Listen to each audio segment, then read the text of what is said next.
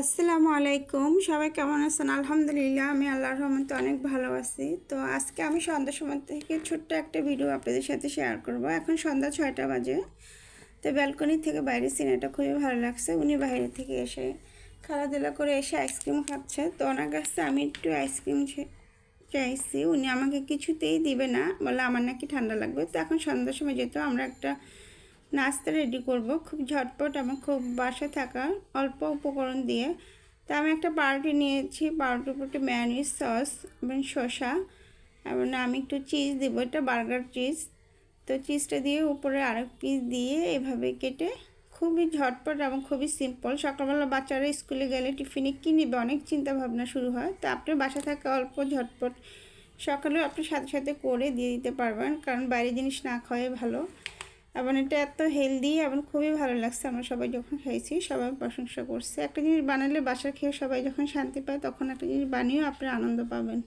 নতুন কিছু বানাতে আপনারও ভালো লাগবে। তো এখন যেহেতু 9টা বেজে গেছে, এখন আমরা দুপুরবেলা রান্না করাটাই রাত্রেবেলা গরম করি। রাত্রেবেলা রান্না করা হয় না, কারণ সারাক্ষণ তাহলে কি রান্না করে থাকা হয়ে যায়। এগুলো আমি সব গরম করে টেবিলে নিয়ে যাব। শুধু জাস্ট ভাতটাই রান্না করা হয়।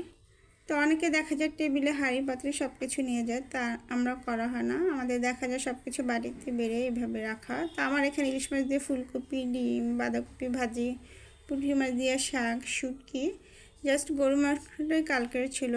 তো এভাবে আমাদের রেডি করে সবসময় টেবিলে রাখা হয়, যখন যার খেতে লাগে সে খেয়ে ফেলে। তো উনি এখানে কী নিয়ে জানি কান্নাকাটি করছে, ভাত খাবে না সে কিছুতেই। সে আবার রূপচাঁদা মাছ খুবই পছন্দ করে। তা আমি তার জন্য একটা রূপচাঁদা মাছ ভেজে নিয়ে আসছি, ভেজে নিয়ে তাকে খাইয়ে দিলাম। তো এখন রাত্রে আমরা এইভাবে টেবিলটা গোছানো হয়। থাকলে বক্সে করে রাখলে ফ্রিজে আপনি জায়গাও কম লাগবে, দেখা যাবে যে অন্য খাবারের গন্ধ স্মেল চলে যাবে না, পরের দিন এটা খেতে আর ভালো লাগে না। বক্সে করে রাখলে ফ্রিজে জায়গাও কম থাকবে, আপনার খেতেও পরের দিন এরকমই তরকারিটা থাকবে। এখন আমার কী কী আছে গুছিয়ে আমরা দাঁত ব্রাশ করে শুয়ে পড়বো, কারণ এখন রাত 11টা বেজে গেছে। তো আমার ভিডিওটা আজকে এই পর্যন্ত। যদি ভালো লাগে তাহলে অবশ্যই একটা সাবস্ক্রাইব করে দিবেন, আর পাশে থাকা বেল আইকনটি প্রেস করে দিলে নতুন নতুন ভিডিও পাবেন। তো আমার পাশে থাকবেন, সাথে থাকবেন, আমাকে ভালোবাসা দিবেন। ইনশাল্লাহ আমি অনেক দূর আগাতে যাই, আপনাদের ভালোবাসা ছাড়া কখনোই সম্ভব না। আল্লাহ হাফিজ।